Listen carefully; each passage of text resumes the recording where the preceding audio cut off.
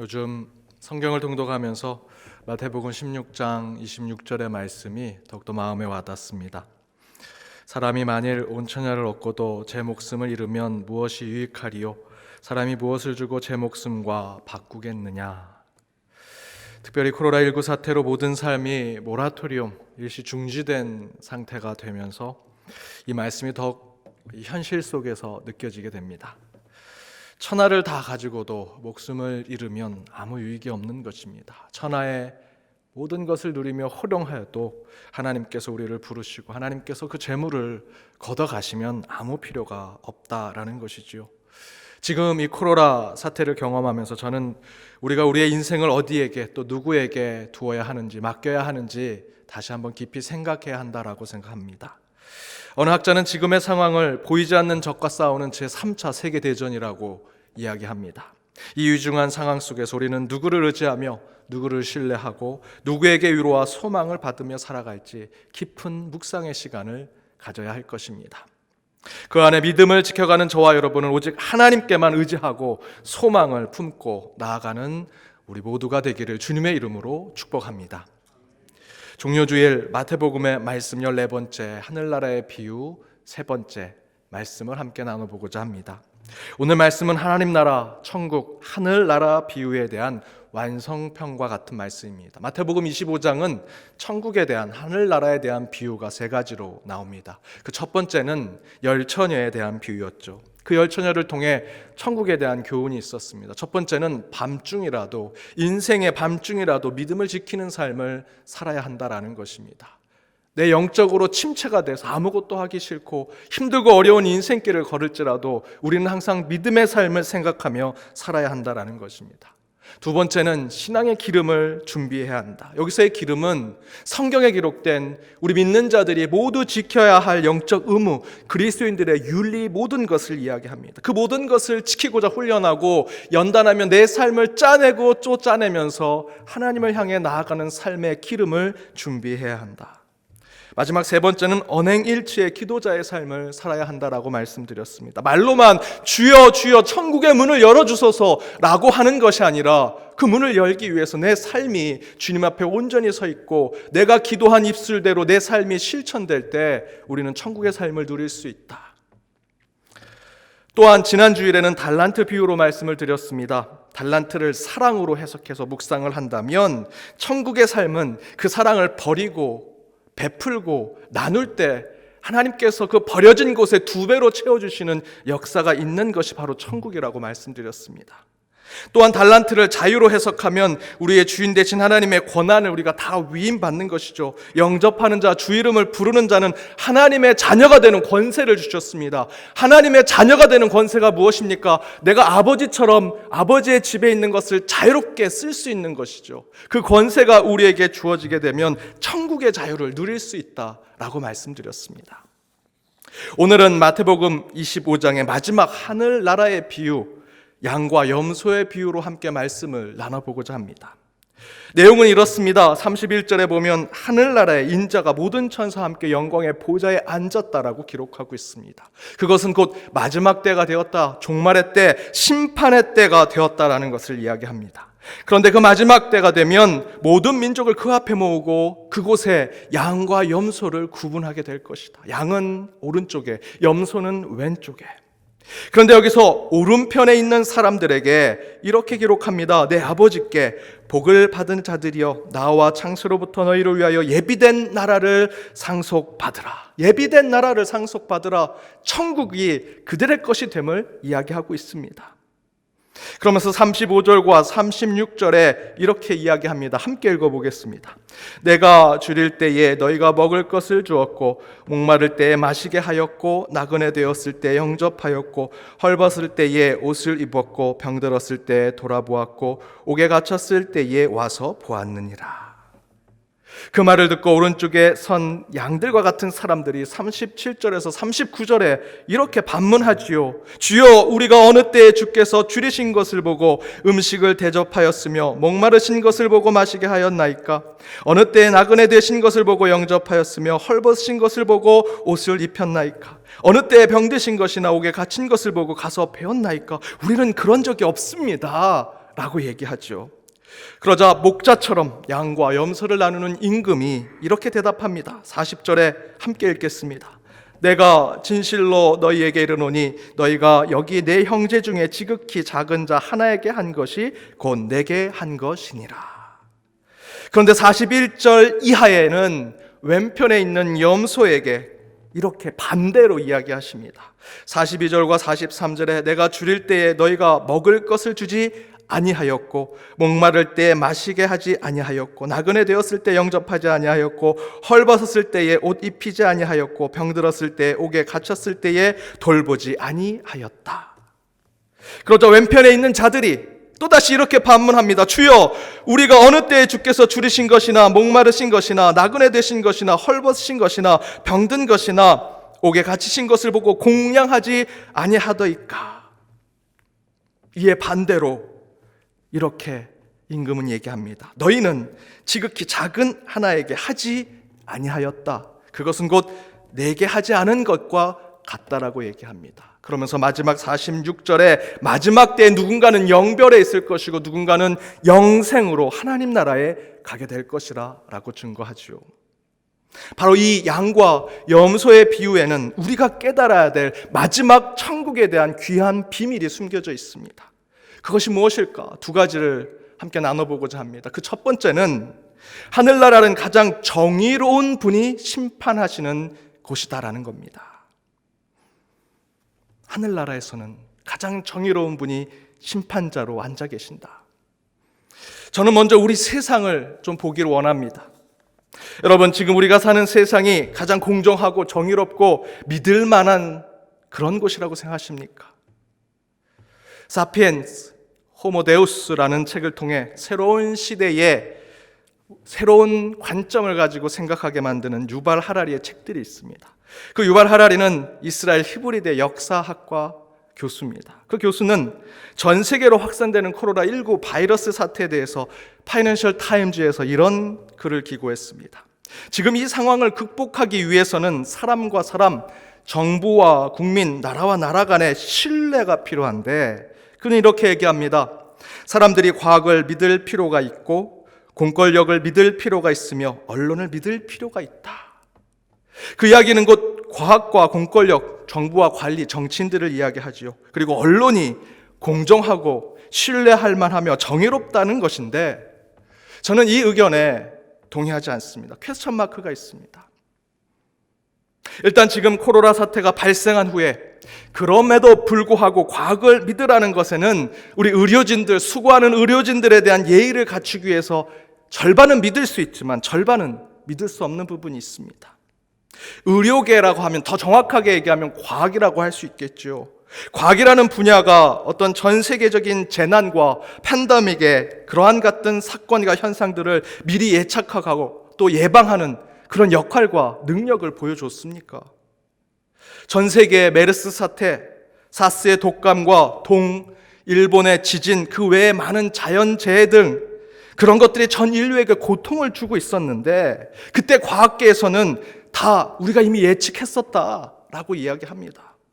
그런데 그 과학계가 그렇게 자기들은 예측했었다라고 하는 모습은 뭐와 같냐면 이 미아리에 있는 무당이 대통령 선거 다 끝나고 내가 그 대통령 될 줄 알았어, 내가 이미 예언했었어 라고 하는 것과 다를 바가 없습니다. 정말 과학이 저와 여러분이 살아가는 현실의 삶 속에 피부에 와닿는 그 재난과 사고를 미연에 방지해주는 역할을 했습니까? 과학이 정말 믿을만하고 세상의 기준과 원칙이 되는 공정과 정의의 기초가 될 수 있을까? 저는 그렇지 않다고 생각합니다. 이번 코로나19 사태에 대해서 전 세계 보건을 담당하고 있는 세계보건기구 WHO는 뭘 했습니까? 별거 아니다. 초기에 그 일부 지역에서만 나타나는 현상이다 라고 말했는데 지금 어떻게 됐습니까? WHO의 정책 목표 첫 번째가 전 세계의 건강의 평등성을 향상시키는 겁니다. 헬스 이퀄티를 더 올리는 것이라고 얘기합니다. 그런데 지금 이 사태에 이 정책 목표 첫 번째가 지켜지고 있습니까? 정말 과학이 우리에게 믿음을 주고 있는가? 세상을 정의롭게 만들고 있는가? 공권력은 어떻습니까? 정부는 어떻습니까? 정치는 어떻습니까? 설문조사 한 표를 보십시오. 공권력을 담당하는 정치와 경제에 대해서 사회 공정성에 대한 질문 가운데 대부분 보시면 정치와 경쟁에 대한 부분은 수치가 낮은 아래 부분에 있습니다. 정치 활동과 경제 사회에 대한 낮은 공정성에 대한 국민의 의식이 갖고 있습니다. 이 표가 2017년도 표입니다. 3년이 지난 지금 많이 달라졌을까요? 정치가, 경제가 그 일들을 감당하는 공권력을 사람들이 많이 신뢰하게 됐을까요? 저는 아니라고 생각합니다. 그럼 신문과 방송, 언론은 어떻습니까? 공정하고 믿을만 하십니까? 같은 표를 보시면 중간에서 아래 보면 언론이 있습니다. 언론도 중간을 이루지 못합니다. 30-40%의 공정성을 가지고 있지 못하다고 얘기합니다.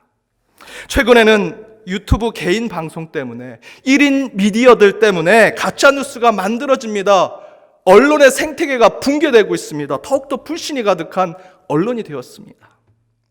이에 유발 하라리는 그의 학자적인 식견을 통해 지금의 이 재난과 위기 속에서 과학과 공권력, 언론을 믿으면서 나아가야만 회복될 수 있다라고 얘기하지만 현실을 살아가는 우리는 솔직히 어느 누구도 믿을 수 없고 그 믿음을 줬을 때 그들이 공정하게 그것을 펼칠 수 있느냐라는 것에 의심을 갖고 살아갑니다. 마지막으로 한 가지 표만 더 보고 넘어가겠습니다. 최근 경기도민들에게 조사한 한국 사회는 공정한가라고 하는 질문에 80%에 가까운 도민들이 그렇지 않다라고 얘기합니다. 경기도민만 그럴까요? 지금 이게 우리 현실 아닙니까? 과거에 이런 유머가 있었습니다. 아버지랑 아들이 대중목욕탕에 갔습니다. 아버지가 열탕에 들어가면서 시원하다. 그러자 아들이 아빠 안 뜨거워? 시원해? 그러니까 야 시원해. 그 얘기를 듣고 아들이 마음 편하게 열탕에 들어갔다가 너무 뜨거워서 뛰쳐나오면서 이렇게 얘기합니다. 세상에 믿을 놈 하나도 없네. 그 이야기에 어떻게 아무리 그래도 아들이 아버지한테 그렇게 얘기할 수 있느냐라고 문제 삼을 수 있겠지만 여기서 중요한 메시지가 있습니다. 아버지도 믿을 수 없는 세상에 대한 한탄입니다.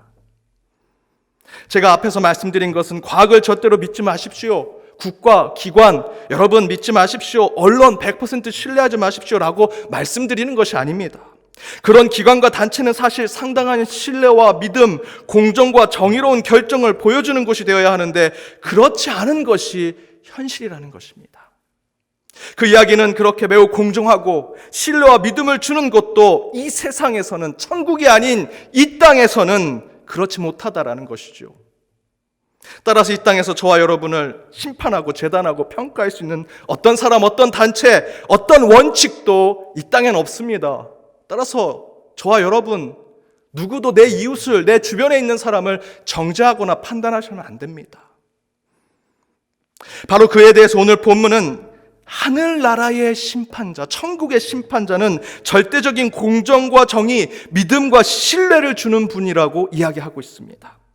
32절과 33절에 모든 민족을 그 앞에 모으고 각각 구분하기를 목자가 양과 염소를 구분하는 것 같이 하여 양은 그 오른편에 염소는 왼편에 두리라. 이 비유 이야기에서 매우 중요한 것은 하늘나라의 심판자를 목자와 비유하고 있습니다. 하늘나라의 심판자가 이스라엘의 양들과 염소를 치는 목자와 같다. 여러분, 이스라엘 광야의 목자는 단순한 목자가 아닙니다. 이리와 늑대가 자신의 양떼를 침범하려고 할 때 그들과 싸워서 이길 수 있는 자가 목자가 되어야 합니다.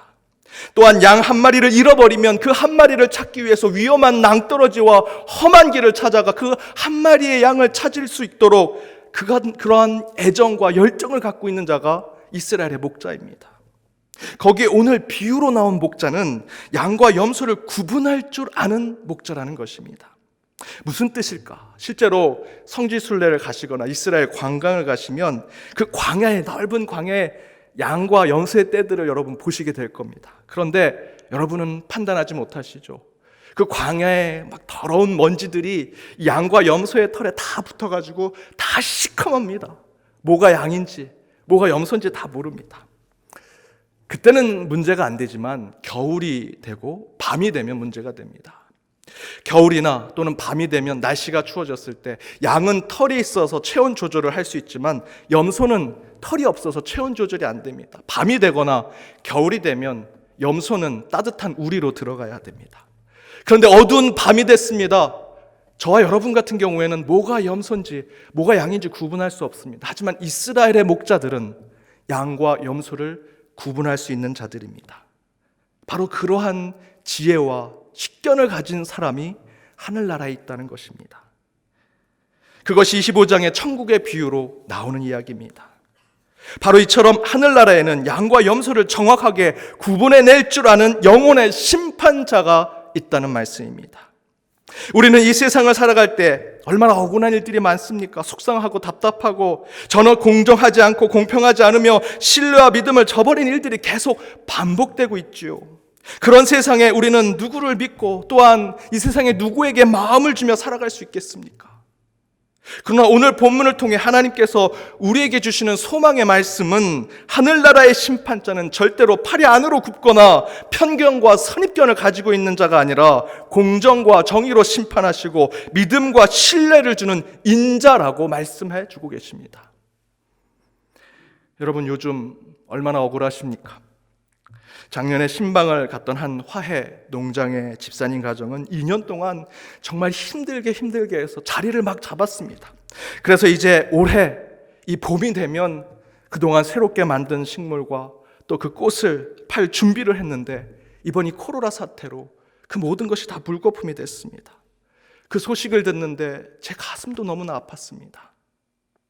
자영업 하신 분들은 코로나 사태 이후에 수입이 3분의 1, 4분의 1로 줄었다라고 하며 눈물로 얘기하십니다. 방학 내내 열심히 준비했는데 코로나 사태로 학교도 가지 못하고 공부의 흐름도 놓치고 생활 리듬도 깨져서 속상해하는 중고등부 학생들을 많이 만나봅니다. 제 아들은요, 첫돌 때 너무 심하게 아파서 첫돌 사진이 하나도 없습니다. 그래서 이번에 유치원 졸업하고 초등학교 1학년 들어가는데 유치원 졸업 사진도 많이 찍어주고 또 초등학교 입학 사진도 좀 많이 찍어주려고 준비했는데 졸업식도 안 했고요, 개학식도 아직도 안 했습니다. 아니, 이보다 더 속상하고 더 억울하고 더 원망스럽기까지 한 분들이 지금 얼마나 많으시겠습니까? 교회 차원에서도 어떻게든 도와드리려고 생각하지만 그거야 일부분일 뿐이지요. 답답하고 억울하고 속상한 마음, 우리 인간이 어떻게 헤아려 드릴 수 있겠습니까? 어떻게 도와드릴 수 있겠습니까? 우리 인간은 할 수 없습니다. 그러나 여러분, 우리는 하늘나라를 사모하며 살아가는 하나님의 자녀들입니다. 오늘 말씀에 우리 주님은 양과 염소를 공정하고 정의롭게 구분해내는 심판자라고 말씀해주고 계십니다. 지금은 힘들고 속상하고 마음이 아프지만 저 천국에서는 분명히 하나님께서 우리의 신앙과 믿음, 우리의 마음과 영혼을 공정하고 의롭게 살펴보시어 억울하지 않게 속상하지 않게 심판해 주시리라 믿습니다. 아니, 그 이전에 예수님께서 첫 번째 선포하셨던 대로 천국이 이곳에 가까이 임하리라 라는 말씀대로 그 공정하시고 의로우시며 믿음과 신뢰를 줄 그 하나님의 공동체가 이곳에 임하게 되리라 저는 믿습니다. 저는 그 믿음과 공의의 공동체는 정부, 과학, 언론 그런 곳에 세워지지 않는다고 생각합니다. 저는 우리 연동교회 신앙의 공동체를 통해 우리 주님께서 억울한 여러분을 위로하시고 답답한 여러분의 마음을 회복시키셔서 더욱더 천국을 이 살아가는 이 땅에서 경험하게 해주시리라 믿습니다. 그로 인해 이 절망의 세상에 살지라도 더욱 천국을 사모하는 연동의 모든 성도님들이 되시기를 바랍니다. 두 번째, 양과 염소를 통해 우리가 깨달아야 할 또 다른 하나님 나라의 비유의 말씀, 비밀의 말씀은 지극히 작은 자에게 하는 일들이 넘쳐나는 곳이 하늘나라가 되어야 한다는 것입니다. 여러분, 언뜻 생각하면 지극히 작은 자에게 한다라는 건 구제하고 봉사하는 거죠. 그렇게 해석하고 묵상하게 되는 것도 잘못된 것은 아닙니다. 그러나 자칫 그것에 심하게 빠지다 보면 선행을 하고 착한 일을 함으로써 천국에 간다라고 하는 공로사상에 빠질 수 있습니다. 그러나 그것은 기독교의 구원관이 아닙니다. 우리가 믿는 구원은 저와 여러분의 수고와 노력, 율법을 잘 지켜서 천국에 가는 것이 아니라 예수 그리스도의 십자가와 보혈, 저와 여러분의 아무 공로 없이 아무 수고 없이 오직 예수님의 희생과 그분의 대속의 죽음으로 우리는 구원을 얻었다 고백하는 것이 우리 기독교의 구원관이지요. 그래서 우리는 은혜를 고백할 수 있는 것입니다. 난 아무것도 아닙니다. 벌레만도 못합니다. 그럼에도 주님이 저를 살려주셨습니다. 그래서 은혜를 고백할 수 있는 거죠. 그런데 바로 오늘 말씀대로 지극히 작은 자에게 잘했기 때문에 영생을 얻었다라고 하는 개념은 공로 행위 구원, 율법을 잘 지켜서 선행을 잘해서 구원을 받는다라는 잘못된 구원관에 빠질 수 있습니다. 하지만 실제로 이 말씀을 잘 읽어보면, 성경만 잘 읽어보아도 사실은 그런 오해에 빠질 필요가 없습니다. 35절과 36절입니다. 우리 함께 읽어보겠습니다. 내가 줄일 때에 너희가 먹을 것을 주었고, 목마를 때 마시게 하였고, 나그네 되었을 때 영접하였고, 헐벗었을 때에 옷을 입혔고, 병들었을 때에 돌보았고, 옥에 갇혔을 때 와서 보았느니라. 너희들이 그렇게 했기 때문에 지금 양이 있는 오른쪽에 가게 되었다라고 얘기합니다. 그러자 양쪽에, 오른쪽에 양으로서 있는 그 의인들이라고 표현된 그들이 이렇게 얘기합니다. 주여, 우리가 어느 때에 주께서 줄이신 것을 보고 음식을 대접하였으며 목마르신 것을 보고 마시게 하였나이까? 어느 때에 나그네 되신 것을 보고 영접하였으며 헐벗으신 것을 보고 옷 입혔나이까? 어느 때에 병드신 것이나 옥에 갇히신 것을 보고 가서 배웠습니까? 우린 그런 적이 없습니다. 주님을 본 적이 없습니다. 이에 40절에 심판자가 이렇게 얘기하죠. 내가 지극히 작은 자에게 한 것이 곧 내게 한 것과 마찬가지다. 잘 보십시오. 잘 생각해 보십시오. 의인이라고 불림을 받아 영생을 얻게 된 그 사람들은 자신 스스로 선행을 한지 모릅니다. 또한 영생을 받기 위해 어떤 조건에 착한 일을 했는지도 모릅니다. 율법을 지키거나 선행의 조건을 행했다라는 기록이 아닙니다. 제가 언제 그런 분들을 도왔습니까? 라고 오히려 반문하고 있지 않습니까? 나도 모르게 내가 도왔던 그 작은 자들, 아픈 자들, 고통받는 자들을 도운 것이 곧 나를 도운 것이다, 하나님을 도운 것이다 라고 하시는 주님의 그 선포 가운데 우리가 구원을 받게 된 것입니다. 내 선행의 전제가 아니라 주님께서 그것을 받아주셨기 때문에 우리는 영생의 길을 가게 된 것이다. 그들은 율법을 따르거나 선행의 의무를 따른 것이 아닙니다. 그냥 자신이 갖고 있는 사랑을 나누고 자신의 것을 베풀 뿐이지 전혀 그들이 어떤 율법을 따르려고 했던 것이 아닙니다. 그리고 그들 안에 있는 자유와 선한 의지로 그들은 천국을 이루고자 했던 것입니다. 줄인 자, 헐벗은 자, 소외받은 자, 아픈 자들, 고통받는 자들, 그들도 내가 천국에서 볼 하나님의 형상들인데 내가 이곳에서 그들을 돕는 것이 천국의 일이지 하는 자유와 선한 의지 가운데 그들을 도운 것뿐이지 내가 천국에 가기 위해서 율법을 지키기 위해서 그 일을 한 것이 아니다라는 것이지요. 의무로 그들이 무슨 일을 한 것이 아닙니다. 율법을 지키기 위해서 한 것이 아닙니다. 그저 천국의 삶을 이 땅에서 행했더니 하나님께서 그들을 영생의 삶으로 인도해 주신 것입니다. 그러나 영생에 이르지 못한 이들은 어떻게 말합니까? 44절에 주여, 우리가 어느 때에 주께서 줄이신 것이나 목마르신 것이나 나그네 되신 것이나 헐벗은 것이나 병드신 것이나 옥에 갇히신 것을 보고 공양하지 아니하더이까? 어떤 말의 의도입니까? 하나님, 율법에 쓰인 대로 제가 다 하지 않았습니까? 줄인 자, 목마른 자, 나그네 된 자, 헐벗은 자, 병든 자, 옥에 갇힌 자 다 공양해 주지 않았습니까? 주님이 다 말씀하신 그 율법대로, 그 의무대로 제가 다 했는데, 시키는 대로 했는데, 억지로라도 다 했는데 왜 제가 복을 못 받고 천국에 못 갑니까? 라고 얘기하는 거지요. 그러나 여러분, 천국은 율법대로 착한 일을 하고 억지로 선한 일을 하는 자들이 가는 곳이 아닙니다.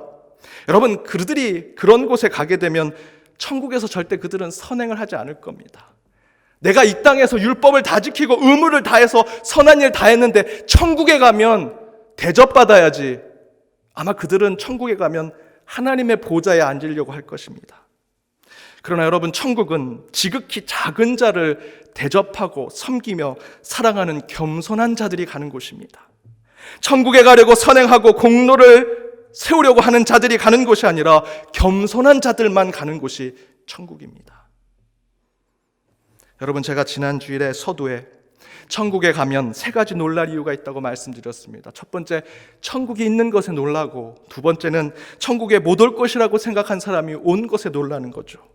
마지막 세 번째는 천국에 꼭 있어야 할 거라고 생각했던 그 사람이 없어서 놀란다고 말씀드렸습니다. 꼭 있을 거라고 생각했던 그 목사, 그 장로, 그 권사, 그 집사, 겉보기에 신앙이 좋았던 그 성도, 그들이 왜 없을까? 그들은 억지로 헐벗은 자들 도왔기 때문입니다. 율법에 매여서 병든 자와 옥에 갇힌 자를 돌보았기 때문이고, 직분 때문에, 사람들의 시선 때문에 굶주린 자, 목마른 자를 먹였기 때문에 그들은 천국에 없는 것입니다. 마음에 우러나와서 진심과 사랑으로 그들을 대접하고 도와주며 사랑한 것이 아니기 때문에 그들은 천국에 없는 것이 어쩌면 당연한 것이지요. 여러분, 천국은 억지로 해서 가는 것이 아닙니다. 율법을 지켜서 가는 것이 아닙니다. 천국은 내가 선행을 많이 하는 수고와 노력으로 가는 곳이 아닙니다. 겸손해야 합니다. 어떤 겸손일까요? 요한복음 13장에 예수님이 제자들을 앉혀놓고 그들의 발을 씻겨주십니다. 발을 씻겨주는 의미는 무엇입니까? 내가 당신의 발 밑에 있겠습니다라는 뜻입니다. 그런 겸손함, 그런 낮은 자의 마음이 있을 때 우리는 천국의 인도함을 받게 된다는 것입니다. 연동의 성도 여러분, 우리는 천국을 사모하는 자들입니다. 그러면 이 땅의 억울함과 속상함에 이 땅에서 그 눈물과 한숨을 다 쏟아내서는 안 됩니다. 공평하신 주님께서 저와 여러분이 천국을 향해 심판대 앞에 섰을 때 우리의 억울함과 속상함, 고통과 고난을 반드시 곧게 해주실 것이고 보상해 주시리라 믿습니다. 그리고 그 공의 하나님께서 지금 이 땅에 있는 저희를 위로하시고 소망을 주시리라 믿습니다. 그리고 또한 여러분, 더욱더 겸손하십시오. 지극히 작은 자를 섬기고 사랑하기 위해 그보다 더 낮은 자리에 내려가야만, 지극히 작은 자를 섬기고 대접할 때만 우리는 영생을 얻고 천국에 갈 수 있는 것입니다. 반드시 그런 저와 여러분의 영생의 삶을 소망하며 꿈꾸며 나아가는 저와 여러분, 특별히 고난주간 한 주가 되시길 주님의 이름으로 축복합니다. 기도하시겠습니다.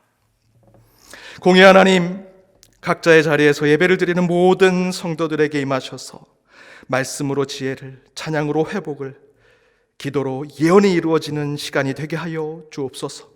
천국의 삶을 소망하며 나아가는 저희에게 공의의 심판자 되신 주님을 신뢰함으로 이 땅의 불신과 불공평과 억울함과 속상함에 쓰러지지 않게 하시고 오직 공평하신 주님의 뜻으로 의로운 천국의 삶을 사모하는 자들이 되게 하여 주옵소서.